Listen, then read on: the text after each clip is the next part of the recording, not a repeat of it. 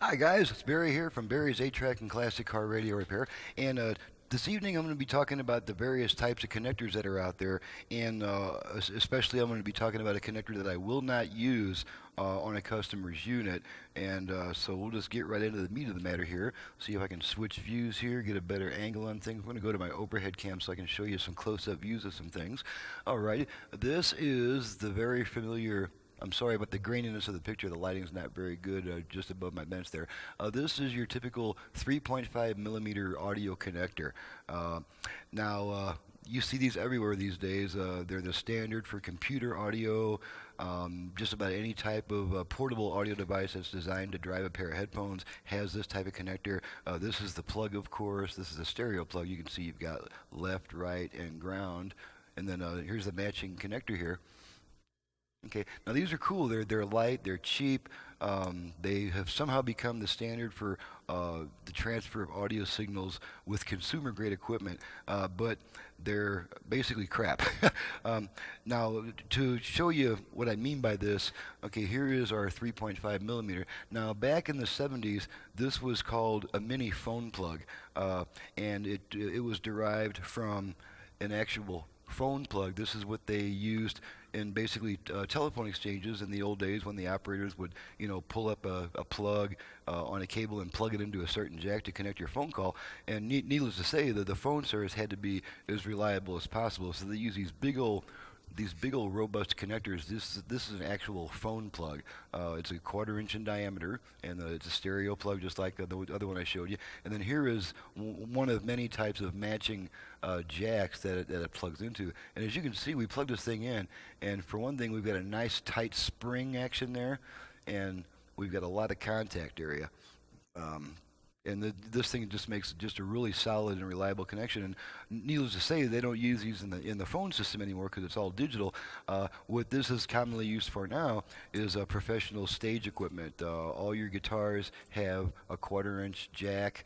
All your PA monitor system cables use these high impedance 1/4 inch connectors. Now for the main PA, they use XLR balance connectors, which is a better type of connector, and it transfers a higher quality signal.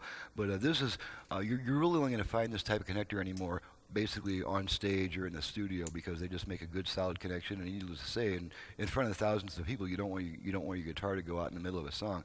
Now let's go back to let's do a little size comparison here, and you can see the difference between the reliable connector and this consumer grade crappy connector. And once again, the public demands low prices and smallness and easy portability. So that's pretty much how this became the new standard for audio signal transfer, but only in consumer grade equipment. You're never ever going to find this little miniature type of connector in any kind of professional gear unless it has like a CD input, like a guitar amplifier will sometimes have a CD input if you want to plug your CD player in and jam along with it. Yeah, it works okay for that. But as far as when you need reliable signal transfer, you don't want the signal cutting in and out or getting staticky. This is not the type of connector you want to use. Therefore, I will not install, even though some other shops will, I will not install this type of connector on anything that cannot be easily replaced by the customer. If I install this flimsy little jack, and you can see how little contact area this thing has. You can actually see inside there, and there's a little tiny bit of contact area. It's not a large enough connector that where you can put strong springs into it that are going to last a while. It's just not going. It's going to get noisy and intermittent, and the only thing you can do is replace a connector when that happens. Now there is the little trick that I use sometimes if I can find a little hunk of sandpaper here. There is a way you can clean this connector and make a better connection. Now, needless to say, you can't get to the inside of this type of jack right here. But what you can do is here's the plug, and you can just take that plug and wrap a little piece of sandpaper around it, spin it a few times in the sandpaper, and that'll clean all the dirt and oxidation off of that plug. And it'll also give it a little bit of a rough surface. And now you could actually use this plug as an abrasive medium to clean the connections inside the jack. And that'll get you through, another few months of signal transfer. But one thing that I don't want happening on equipment that leaves my shop is for something this silly to need replacement where the customer has to pull the radio out and send it back to the shop just to do that. That would just be absolutely silly and crazy. So the only type of connectors I will install is another type of connector that's proven very reliable over the years, the good old-fashioned RCA connector. And here's the mating jack for the RCA plug. And as you can see, here's a little connection terminal on the jack. Well, this thing runs all the way through the jack, and you can almost even see it.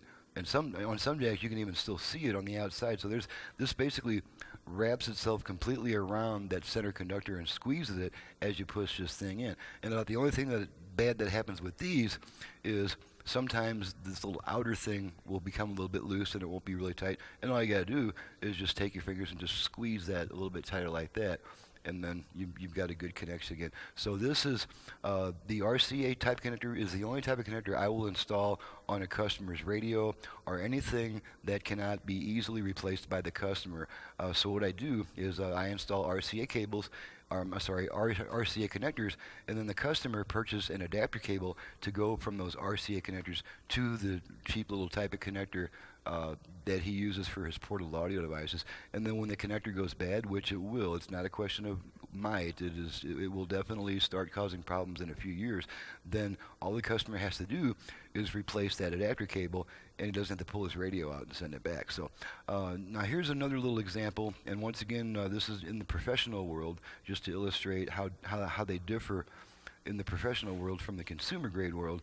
This is used for professional video, and it's also used for electronic test equipment. It's called a BNC connector, and the cool thing about this, well, this has a good, at least a good 1/8 inch worth of pin inside of the center conductor, and then this has a good 1/8 inch long sleeve that kind of hugs that pin, and you push this connector on here, and then you twist it, and it locks. You cannot pull this connector out once it's locked in place. You have to actually unscrew this thing enough to disengage that locking mechanism, and then you can go ahead and pull that connector off of there, just like that. And that's also a very good connector, but it's not as good a connector. It doesn't seem to make as solid contact as an RCA connector does, and definitely not as good as a 1/4 inch connector. And needless to say, there's just a lot of applications where you're just not going to want something this big and unwieldy, to work with. So once again, just a final comparison before I split is here's a phone plug, and here is a mini phone plug. And I'm sure you can see the difference in size and thus the general quality of it. And also on these mini phone plugs, they're either molded to the cable, which that connection doesn't last very long, especially if you're flexing it around a lot. And as you can see, this plug simply isn't large enough to really put a good solid a good solid terminal on there. Even the heat from soldering it can weaken that connection. So that's this connector is basically just full of potential trouble, and thus for reasons of long-term reliability. And if you know me well enough, you know by now that my shop is all about long-term reliability, and so I simply will not install this type of connector anywhere. The only place this connector will be used is when the customer has to connect to his portable audio device, and the customer can purchase the adapter cable to go from the good connector to the crappy connector. Then when the crappy connector goes out, all the customer has to do is replace the adapter cable, and he doesn't have to pull his radio back out. So that's been on my mind for quite some time. So I finally got around to making a little bit of video on it. I know it's was a pretty simplistic video, but it's nonetheless an important one to share because I've had a few people say, well, why don't you use the type of connector that I use with my with my portable audio gear,